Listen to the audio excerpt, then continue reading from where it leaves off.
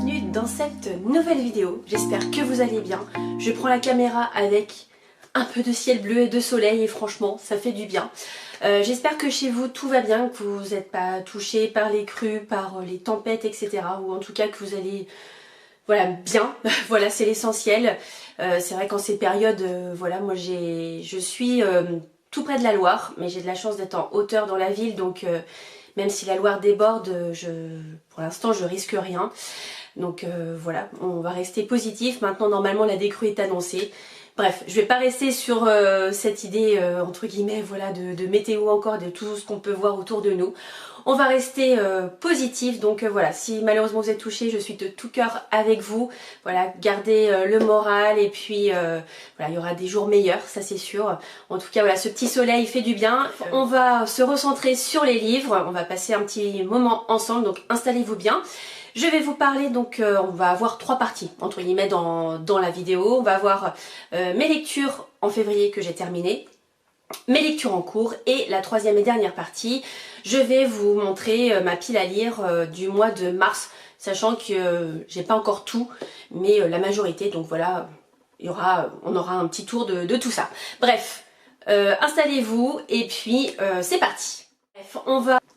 Alors pour l'instant, en février, j'ai lu 8 livres. Voilà, c'est plutôt pas mal. On va commencer par le premier du mois. C'était une romance qui était assez courte, qui se nomme Essai interdit de Stella Valmy.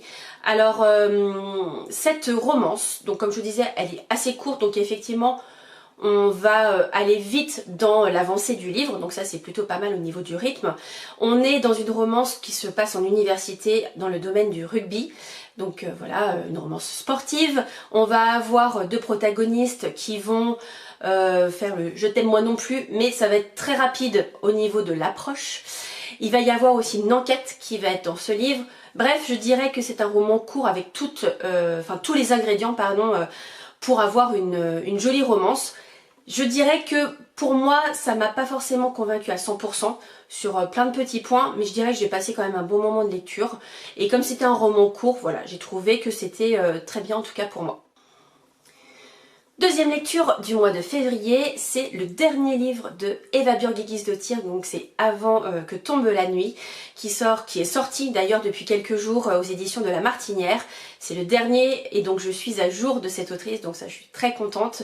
Et ce livre-là, c'est un livre qui est indépendant de la série d'Elma, donc vous pouvez le lire quand vous voulez, il n'y a aucun souci. Ici, on va avoir aussi, je dirais, de la double temporalité et on va faire la connaissance de Marcy, qui est une jeune femme un petit peu perdue qui va retourner chez ses parents. Et il se trouve qu'il y a quelques années, en fait, sa sœur a disparu et on n'a jamais retrouvé son corps. Donc elle se pose plein de questions et surtout elle culpabilise parce qu'en fait, à ce moment-là, au moment donc elles étaient adolescentes toutes les deux, elles ont que quelques années d'écart. En fait, elle a créé une correspondance avec un autre garçon en Islande, bien sûr. Et en fait, elle devait le rencontrer un certain jour, une certaine heure. Et en fait, c'est ce fameux jour où sa sœur a disparu. Donc forcément, elle s'en veut, elle se demande si c'est à cause d'elle, est-ce que c'est ce correspondant. Elle se pose aussi la question pourquoi elle n'a pas pu y aller, parce qu'en fait, on va avoir petit à petit des éléments qui vont arriver. Et en fait, elle s'est endormie, mais voilà, vous allez aussi comprendre de quelle manière et pourquoi. Il va y avoir en fait le passé qui va ressurgir à de multiples moments, de beaucoup d'hésitations, de doutes. En fait, elle veut connaître la vérité et elle doute d'elle, elle doute de beaucoup de choses, beaucoup de ses parents. C'est vrai que ça revient souvent comme quoi elle a un manque de confiance en elle, mais surtout, l'autrice est très forte pour nous mener sur plein de pistes. Je crois que j'ai suspecté tellement de monde et quand le dénouement est arrivé, je me suis dit ah oui, bravo, j'avais pas forcément vu ça, mais c'était vraiment mené. En tout cas, voilà, un polar islandais comme je les aime, avec des rebondissements, avec justement des... On parle aussi pas mal de culture islandaise, par exemple comment ça se passe au moment de Noël. Voilà, en fait tout le monde lit un livre pendant le jour de Noël, en fait c'est une tradition. Enfin voilà, il y a plein de petites choses avec les cartes aussi qu'on s'envoie, etc. Bref, moi j'ai beaucoup aimé cette ambiance, cette enquête, cette double temporalité. La fin, je suis restée un petit peu... Je me suis dit j'aurais voulu peut-être en savoir un petit peu plus à la fin, mais bon, pourquoi pas, ça reste une possibilité. En tout cas voilà, si vous aimez les polars, polar islandais, si vous aimez l'autrice donc Eva Björgedóttir, bah allez-y les yeux fermés. Ensuite j'ai lu Là où vont mourir les vagues de Dominique Durand en auto-édition. Là vous allez avoir une enquête où vous allez, j'irai embarquer directement dans l'histoire parce que le prologue commence avec la découverte d'une femme qui est à moitié ensevelie dans une dune, qui respire à peine mais qui est encore vivante. Après on va se projeter un petit peu plus loin, dans plusieurs années. On va faire la connaissance d'une jeune femme qui est flic, qui est policière. Et voilà, qui est très attachée en fait à son grand-père parce que c'est lui qui l'a élevée. Voilà, malheureusement elle a perdu sa maman. Et en fait sur son lit de mort il va lui faire une révélation et elle aura plus qu'une chose en tête, c'est de découvrir la vérité sur son histoire, sur sa mère. Et elle va aller de révélation en révélation, elle va démêler le vrai du faux, elle va... je dirais se dévoiler aussi, on va en savoir plus sur son passé. Donc moi j'ai bien aimé cette double temporalité avec donc le passé et le présent. Et surtout je dirais plus elle avance, plus on va voir s'éclaircir les choses, même si à un moment on va voir peut-être un petit peu je dirais ça va s'obscurcir un petit peu. Mais je trouve que la fin est bien trouvée, je trouve que les personnages sont bien étudiés, que ce soit la psychologie des personnages, la profondeur des personnages et surtout leurs liens, parce que vous allez voir, il y a beaucoup de découvertes, beaucoup de choses qui vont arriver. Et le petit bonus, c'est qu'il y a une partie de l'histoire qui se passe dans ma région, à Saint-Jean-de-Mont, enfin Notre-Dame-de-Mont. Donc si vous voulez une histoire dans la quête de soi, etc., celui-ci, il est pour vous. Ensuite, j'ai lu un Cozy Mystery, parce que vous savez que chaque mois, je me suis lancé le challenge de lire un Cozy Mystery. Et donc, pour le mois de février, j'ai lu celui-ci, Meurtre et préjugés de Laurie Forêt aux éditions Erol. Donc c'est un cadeau que m'a fait Laureline, donc merci encore une fois. Et surtout, c'est une belle découverte. Je pense que vous l'avez vu plein de fois passer sur les réseaux, mais Laurie Forêt, elle est aussi connue sur Instagram avec son compte The Pumpkin Library. Donc surtout, n'hésitez pas à aller, j'irai la rencontrer sur son compte, mais aussi avec ce livre, parce que c'est un Cozy Mystery vraiment, voilà, qui a tous les ingrédients, là encore une fois, du cosy. On va se retrouver en fait dans les Cotswolds, donc en Angleterre, avec une jeune femme qui va vouloir se reconstruire, qui va vouloir ouvrir une librairie. Et en fait, peu de temps avant l'ouverture, elle va découvrir un cadavre dans l'arrière-boutique. Donc forcément, elle va mener l'enquête. Et surtout, elle va être aidée de sa tante, de sa meilleure amie, d'un ami aussi qu'elle avait sur Londres, parce qu'en fait, elle est venue dans cette région-là parce qu'elle a besoin de se reconstruire suite à plein de choses. Vous allez voir que ce soit au niveau professionnel et personnel. Et voilà, on va être mené dans cette histoire. Il va y avoir aussi, donc on va parler livre un petit peu forcément. On va aussi parler de Jane Austen parce que voilà, l'héroïne est férue de cette autrice. Bref, c'est un tome numéro 1 qui pose le cadre et qui, je pense, est très prometteur pour la suite. Donc voilà, je peux que vous le conseiller et puis surtout, je vais attendre le tome numéro 2 avec impatience. Il me semble qu'il sort au mois d'octobre de cette année. Nouvelle saga que je vais lire, que je vais suivre avec impatience et avec attention. Je suis partie ensuite au Texas avec Texas Forever de Louise Galibourg aux éditions Loreley. Désolée si je prononce pas bien, mais en tout cas, voilà, c'est une maison d'édition que j'ai découverte et aussi la plume de l'autrice, voilà, deux découvertes en une. Ici en fait, on va faire la connaissance également d'une jeune femme qui là encore va chercher en fait à fuir un mari toxique tout simplement qui la frappe. Elle va, dès le début de l'histoire, vous allez voir en fait, elle va montrer aux autres que son mari qu'on idéalise, qui est un as dans son domaine, finalement voilà, il a des failles et surtout au niveau personnel, voilà, il n'est pas celui qu'on croit. Et donc une fois qu'elle a fait cette terrible révélation, elle va partir direction le Texas pour voilà, faire une pause, être un peu loin de tout ça. Et puis elle va donc se poser dans un gîte qu'elle a pris grâce aussi à une de ses amies qui l'accompagne, enfin pas physiquement mais qui l'a accompagnée dans ses démarches pour pouvoir se reconstruire. Et donc quand elle arrive au Texas, elle va s'installer donc dans son petit gîte et elle va faire la connaissance de son voisin, donc au départ qu'elle trouve un petit peu bourru, et puis comme c'est un feel good avec une petite pointe de romance, on va se douter que forcément il va se passer quelque chose, mais je trouve que c'est joli, que ça fait du bien tout simplement. Et voilà, ça donne aussi envie de découvrir le Texas, parce que c'est vrai que moi j'ai plutôt une image assez désertique, les cow-boys, etc. Là il y a un petit peu ça, mais surtout on découvre une ville, voilà, qui est assez verte, qui a des cascades, enfin voilà, des forêts. Donc j'ai trouvé ça bien aussi d'avoir ce pendant là. Et il se trouve justement que l'autrice a mis un petit peu je dirais de choses personnelles dedans. Donc elle aussi, elle est allée au Texas, etc. Donc j'ai trouvé ça plutôt pas mal de faire le rapprochement entre les deux, entre son histoire personnelle et l'histoire de son héroïne. Mais voilà, un très beau moment avec ce feel good. Et puis à une histoire moins feel good, parce que je vais vous parler de La mauvaise fille de Dandy Smith aux éditions City. Ce livre-là, en fait, on commence avec deux petites filles, en fait, qui vont, leurs parents sont sortis pour la soirée. Bien sûr, elles avaient des recommandations, etc. Il se trouve que cette nuit-là, la fille aînée va disparaître. Donc vous pouvez imaginer dans quel état sont les parents. Vous pouvez aussi imaginer la jeune sœur, donc Kathleen, qui elle va être en attente aussi de reconnaissance, qui va vouloir être la fille parfaite, etc. Jusqu'au jour où Olivia, donc qui est le prénom de sa sœur aînée, va revenir en fait dans la famille. Et forcément, ça déstabilise beaucoup de choses, parce que forcément Kathleen, elle s'est construite sans sa sœur. Et elle va essayer de démêler le vrai du faux, parce que forcément elle va avoir des doutes aussi sur cette femme. Elle va essayer de poser des questions pour voir si c'est bien elle, etc. Et surtout, il se trouve que Kathleen, elle revoit ce fameux personnage qui en fait est intervenue quand elle était petite lors de l'enlèvement, et donc elle a cette peur qui est là, qui est présente, et nous en tant que lecteurs on est vraiment plongé dedans, c'est-à-dire que on a cette crainte auprès de Kathleen, on a ces doutes avec elle, et en même temps dans ce livre on va avoir une autre personne qu'on suit. Donc alors c'est pas tout à fait une alternance, parce qu'il y a des fois il y a plusieurs chapitres avec Kathleen, et après plusieurs chapitres avec Elinor. Donc en fait on a ces deux femmes, donc on les suit chacune, je dirais, dans le présent, même si avec Kathleen on a aussi un petit peu de passé. Elinor, on se pose aussi la question dans quelle période elle est. Moi en tout cas c'est le ressenti que j'ai eu, et surtout on attend le lien entre les deux.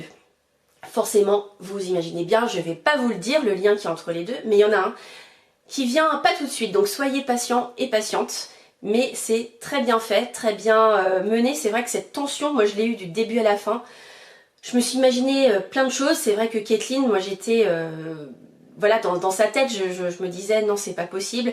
Il va se passer aussi des choses pour elle, malheureusement, qui sont pas très sympas, parce que voilà, forcément, elle est à fleur de peau dans ses ressentis, dans ses sentiments, et voilà, des fois malheureusement ça a des conséquences aussi dans son entourage.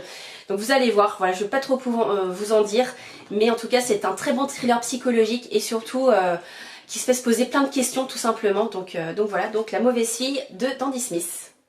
Ensuite, j'ai été immergée dans le dernier roman de Nicolas Druard que j'ai eu donc en service presse de la part de Ned Gallet. Donc merci beaucoup à Ned Gallet, et merci aussi aux éditions Belfond Noir pour m'avoir permis de lire ce dernier roman. Alors immergée, c'est un peu facile, parce que le nom du dernier roman de Nicolas Druard, c'est Immersion. Et c'est vraiment le cas. Vous savez, c'est un auteur que je lis depuis un petit moment, que j'aime beaucoup. Il met toujours une ambiance, une tension. Les lieux sont très importants à chaque fois dans ses romans. Et donc là surtout, il se trouve que voilà, il y a un regroupement de personnes, et au même moment il y a 3 personnes qui font des malaises et qui vont décéder. Et le point commun de ces personnes en fait, c'est qu'elles sont allées dans le gouffre de Gore. Donc forcément il va y avoir une enquête qui commence, qui débute. Les gendarmes vont essayer de comprendre pourquoi ces gens sont décédés pratiquement au même moment. Et surtout, ils vont découvrir qu'il y a d'autres morts qui sont liées à Gore. Et forcément, ils vont avancer, etc. Donc là encore, on est dans une ambiance très lourde, très pesante. On va aussi suivre un groupe d'amis en fait qui se connaissent depuis des années, qui ont fait leurs études ensemble, et qui en fait vont aller ensemble justement à Gore. Et donc on suit ça, je dirais, en parallèle, et l'enquête et l'histoire de cette bande d'adultes en fait maintenant, qui sont retrouvés pour vivre ça ensemble. Et surtout il y a un moment un énorme rebondissement. C'est vrai que le mot en ce moment en vogue c'est plot twist qui est juste énorme. Où là je me suis dit mais non, je me suis fait bien berner parce que après ce rebondissement justement j'irais le roman a une autre alors c'est pas une autre saveur mais un tout autre sens, voilà. Et c'est vrai qu'on comprend beaucoup de choses une fois qu'on sait ça. Je me suis dit est-ce que j'aurais pu le voir avant? Je suis retournée un petit peu en arrière, je me suis dit mais est-ce que j'aurais pu le savoir avant? Enfin bref, je me suis fait avoir, hein, clairement. Et avec un dénouement, voilà, vous allez voir qui est aussi tout en tension où voilà, on est à fond avec les personnages. Je peux pas trop en dire parce que je veux rien dévoiler, il faut vraiment que vous découvriez par vous-même ce qui se passe. En tout cas, merci Nicolas Druard pour ce roman, juste top. Alors c'est vrai que j'ai eu cette tension au début, il y a un moment j'étais perdue parce qu'en fait il y avait plein de détails, il y avait plein de choses. Et puis à la fin où je me suis, voilà, clairement ce fameux retournement où je me suis dit mais what? Et puis cette fin, bref, moi j'ai énormément aimé ce livre et j'ai hâte de continuer à découvrir l'auteur. Parce que même si j'ai lu le dernier, il me manque encore. Il me manque L'Instinct, Souffre et Jeu de Dames que je n'ai pas encore lu. Donc j'ai hâte de continuer. Mais en tout cas, voilà, si vous voulez, j'irai des thrillers dans l'ambiance, etc. Surtout n'hésitez pas. Et surtout ne vous fiez pas à l'auteur. Parce que c'est vrai que quand on le rencontre, on voit que c'est un auteur, voilà, très, j'irais assez réservé, très discret. Et quand on voit ce qu'il écrit, on se dit ah oui quand même. Mais des livres qui se dévorent parce que on a vraiment envie d'en savoir plus à chaque fois. Et là le fait d'être immergé, enfin avec ce titre Immersion, on a vraiment envie de savoir ce qu'il en est parce que voilà, comme je vous disais à un moment j'étais perdue entre l'enquête, toutes les questions qui se posaient entre le groupe, comment ça se passait, mais je me suis dit mais quel peut être en fait le dénouement, etc. Et voilà, jusqu'au retournement, bref, je vais pas vous refaire tout ça, mais en tout cas, n'hésitez pas à lire Immersion de Nicolas Druard. Et enfin, le dernier livre que j'ai lu sur le mois de février pour l'instant, c'est Incompatible de Jeanne Innis, aussi en auto-édition. Jeanne Innis, je vous en parle régulièrement, c'est une autrice que j'ai découvert depuis presque 2 ans maintenant, grâce à l'agence de Julie, donc pour laquelle je suis partenaire. Et c'est vrai que maintenant, à chaque fois que je vois l'autrice, je me dis, voilà, j'y vais les yeux fermés. Et donc ici, pour Incompatible, on va faire la connaissance de Vadim. Vadim, voilà, il est architecte, il a monté, voilà, il a son cabinet avec son ami. Il a une femme, un petit garçon, voilà, tout se passe très bien jusqu'au jour où son père Gilles va avoir un accident assez important et sa femme Vanessa, qui est infirmière, va découvrir que le groupe sanguin de Gilles ne peut pas correspondre à celui de Vadim, enfin Gilles ne peut pas être son père. Et donc quand elle va annoncer ça à son mari, et bien là va commencer la quête de soi, mais surtout il va s'écrouler dans un premier temps parce qu'il va dire mais pourquoi on m'a menti? Il va essayer de savoir avec sa mère qui lui dit mais pourquoi tu me fais pas confiance? Pourquoi tu me fais pas confiance? On est tes parents, tu vas tout mettre, enfin voilà, tu vas tout chambouler. Qu'est-ce que tu cherches? Ton père est déjà entre la vie et la mort. Qu'est-ce que tu veux de plus? Enfin voilà, c'est pas le moment. Bref, mais Vadim en fait lui il veut vraiment avoir connaître la vérité parce que pour lui c'est important d'avoir cette identité là. Et donc ce livre ça va être justement cette recherche sur comment en fait il va mener son enquête, comment il va découvrir des éléments, ce qu'il va faire. Ça va mettre aussi en péril beaucoup de choses parce que forcément quand on est j'irais dans un tunnel pour chercher son identité, forcément il y a des choses autour, on fait pas attention. Mais en tout cas j'ai été prise du début à la fin, je l'ai lu en à peine 3 jours, je pense que si j'avais pas travaillé j'aurais lu en moins de temps, mais voilà, il est très prenant parce que cette quête d'identité, on a vraiment envie de savoir pourquoi. Et jusqu'au bout, on va avoir ça et surtout les sentiments, les liens aussi qu'on peut avoir avec les personnes de notre entourage. Enfin bref, moi j'ai beaucoup aimé, c'était plein de sentiments. Donc merci beaucoup Jeanne pour ce roman et j'espère voilà, qu'il aura un très grand succès parce que vraiment il est parfait. Surtout il embarque le lecteur du début à de la première à la dernière page. Et voilà, moi j'ai beaucoup aimé donc je peux que vous le conseiller forcément. Comme je vous le disais en introduction, je vais maintenant vous montrer mes lectures en cours. Et puis voilà, j'en ai plusieurs, au lieu d'en avoir qu'un à chaque fois, ben non, j'en ai 4. Je vais vous les présenter, tous les 4, et en fait, je vais pas forcément vous dire où j'en suis, pour pas biaiser un petit peu le vote, parce que oui, je vais vous demander en commentaire, ou alors en message privé, si vous voulez, sur Instagram, de me dire, d'après vous, sur les 4, combien je vais en terminer. Donc au moment où je me filme, il reste 4 jours, mais je vais pas compter la journée, donc finalement il me reste 3 jours pleins pour lire. Donc vous allez me dire, voilà, si je vais en finir 0, 1, 2, 3, 4, enfin voilà, n'hésitez pas à me le dire. Ça va me faire aussi peut-être un challenge, on verra. Bref, je vous montre tout ça. Donc le premier que j'ai en cours, c'est celui-ci, c'est Chambre 128 de Cathy Bonidan aux éditions Point. Ici en fait, on est sur une femme qui est dans un hôtel et qui va découvrir un manuscrit dans le tiroir de sa table de nuit. Et en fait, elle va vouloir chercher qui est l'auteur. Elle va, enfin, vous allez voir en fait dans le manuscrit, il y a une adresse qui est notée. Donc en fait, elle va correspondre avec cette personne. Et en fait, tout le livre est un échange épistolaire avec plusieurs personnages. Ou livre que j'ai de l'autrice et en tout cas, j'aime beaucoup. Le deuxième, c'est Karine Gibel, J'aime votre peur aux éditions Récamier et Pocket. Voilà, c'est un semi-broché avec un hardback. Bon, soit dit au passage, il est juste magnifique. Et donc ici, on va être sur un recueil de nouvelles où il y en a 14. Donc voilà, bon. Petit indice, c'est vrai que moi en général, les nouvelles, j'aime bien en lire un par jour. Donc comme je vous dis qu'il reste 3 jours sur février, bref, à moins que je sois partie dans une frénésie, genre je commence une nouvelle le matin, une le midi, une le soir par exemple, on sait pas. Bref voilà, c'est le deuxième en cours. Le troisième que j'ai en cours, c'est mon pavé du mois de février où, bon voilà, j'ai pas terminé, c'est L'appel des colombes de Martha Hall Kelly aux éditions Pocket.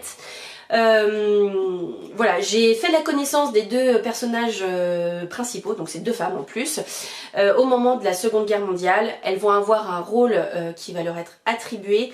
Bon voilà, j'ai pas forcément beaucoup avancé, mais voilà, j'ai à cœur de lire mes pavés par mois. Bon, si toutefois je n'ai réussi pas mon challenge à le lire sur le mois de février, bah, il va glisser gentiment sur le mois de mars, mais je veux absolument pouvoir avoir dans mon challenge un pavé par mois, donc voilà pour celui-ci. Et le dernier qui est également en cours, c'est La fin du voyage de Arnaldur Indridason aux éditions Métellier. Vous savez que j'aime beaucoup cet auteur. C'est le premier auteur islandais, polar islandais que j'ai lu, donc voilà, il a toujours une petite saveur particulière. Ici, on va faire la connaissance de 2 hommes.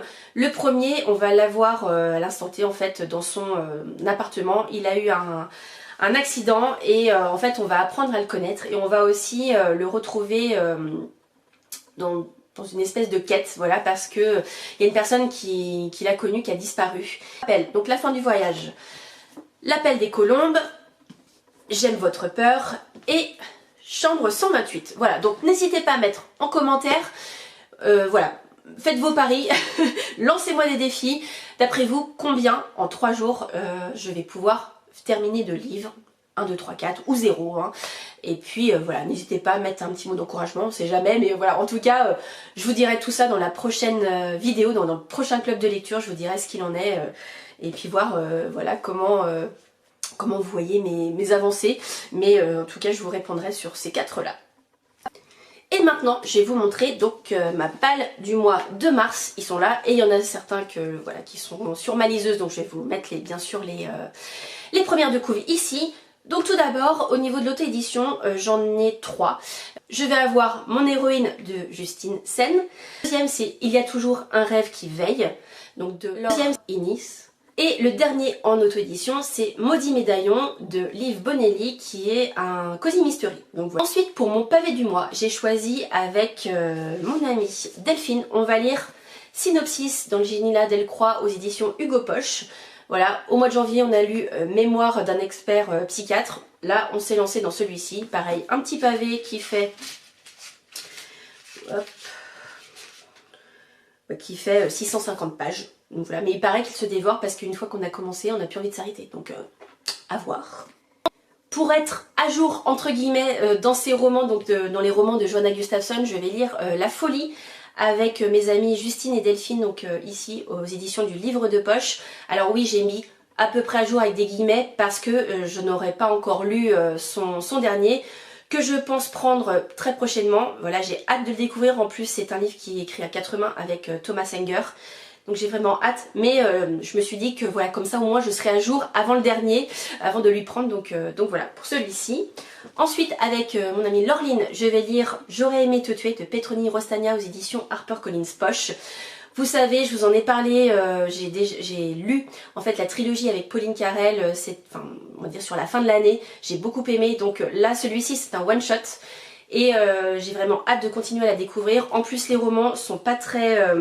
voilà, il fait 250 pages, donc je sens que ça va se dévorer là encore.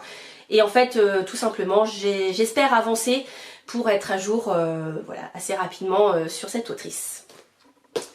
Ensuite, je vais lire Les poupées d'Alexis Leipsker aux éditions Pocket. Pour l'instant, je n'ai lu qu'un seul livre de l'auteur, c'est Le Mangeur d'âme. Et il se trouve que j'ai presque toute la série des poupées. Donc il y a Les poupées, Hurlement, je sais plus exactement, est-ce que là on a... Bon, c'est pas noté, mais bref, il y a toute une série, je crois que pour l'instant il y en a 4 qui sont sortis, on suit les mêmes enquêteurs. Donc celui-ci est le premier, donc comme j'ai un peu de retard, je me suis dit ça peut être pas mal. Et celui-ci va rentrer dans le challenge Mouette Noire 2026, donc voilà, ce sera parfait pour ce mois de mars. Pour l'instant, j'ai prévu de lire celui-ci, Le Miroir brisé de Chris Brookmeyer aux éditions Métellier Noir, parce que l'auteur est à Quai du Polar. Et donc voilà, j'espère le rencontrer. Donc j'aimerais bien le lire avant. Alors même si je lis pas en entier parce que c'est aussi un pavé, il fait plus de 500 pages, 550 pages je crois. Oui, 532. J'aimerais bien l'avancer pour pouvoir échanger avec lui. Donc voilà pour celui-ci. Et également avec ma copine Delphine, on va lire Le Boyfriend de Freda McFadden aux éditions City. C'est pas son dernier. Voilà, on va attendre, je dirais, d'être à jour, même s'il nous reste aussi La femme de ménage voit tout, le 3e volet. Mais voilà, on va avancer. Donc Le Boyfriend, j'ai hâte de le lire. Et puis après on passera au locataire parce que je pense que là aussi on entend toujours de bons avis. Mais celui-ci j'ai vraiment hâte parce que c'est vrai que j'ai toujours vu que des avis positifs. J'avoue j'ai commencé un petit peu mais c'était le mois dernier ou en janvier il me semble. Et c'est vrai que dès le prologue déjà on est bien, surtout la dernière phrase du prologue, franchement on se dit waouh ça promet. Donc bref, j'ai hâte de le lire. Et enfin, il y a 2 autres livres normalement que je mets dans ma palle, donc au total ça fera 12 livres. Il y aura un Cozy Mystery. Voilà, je ne vous l'ai pas présenté parce que avec Justine et Delphine, on essaye de lire ensemble des cosy. Donc à voir si on lit le tome 9 de Marie-Antoinette ou un tome du Chat du bibliothécaire. Ou peut-être un autre, enfin à voir, si des fois elles sont pas à jour, peut-être que je lirai un autre d'une autre série. Et aussi, chaque mois en fait, entre Justine, Delphine et moi, on se choisit un livre à chaque fois. Donc en fait, ce mois-ci, pour le mois de mars, c'est Delphine qui va me choisir un livre, donc je ne sais pas encore ce qu'elle m'a choisi, donc je saurai ça la semaine prochaine, donc je vous dirai. Donc au total, j'ai prévu 12 livres, on n'est pas à l'abri d'ajouts, de retraits, hein, ça, voilà, vous savez que des fois, j'aime bien aussi me laisser un peu porter par le feeling parce que j'aime bien aussi avoir un planning, mais de temps en temps, j'aime bien aussi sortir de ce planning pour, voilà, aller au feeling. Ça, c'est tout à fait ce qui m'est arrivé avec La Chambre 128, par exemple, je me suis dit, tiens, allez, j'ai envie de lire celui-ci, ça va changer, ça va peut-être... voilà, changer dans mes différentes lectures, donc voilà, pourquoi pas. Donc voilà pour ma palle du mois de mars, donc n'hésitez pas à me dire si vous en avez qui sont en commun, peut-être qu'on peut faire des lectures communes, ou peut-être que vous avez des suggestions, en tout cas n'hésitez pas comme d'habitude. Je vous laisse ici pour cette vidéo, j'espère que ça vous a plu. Je compte sur vous pour faire entre guillemets vos paris sur combien de livres je vais pouvoir terminer sur le mois de février, voilà, sachant qu'il reste 3 jours. Merci à toutes et à tous pour vos commentaires, pour votre soutien, c'est toujours un plaisir vraiment.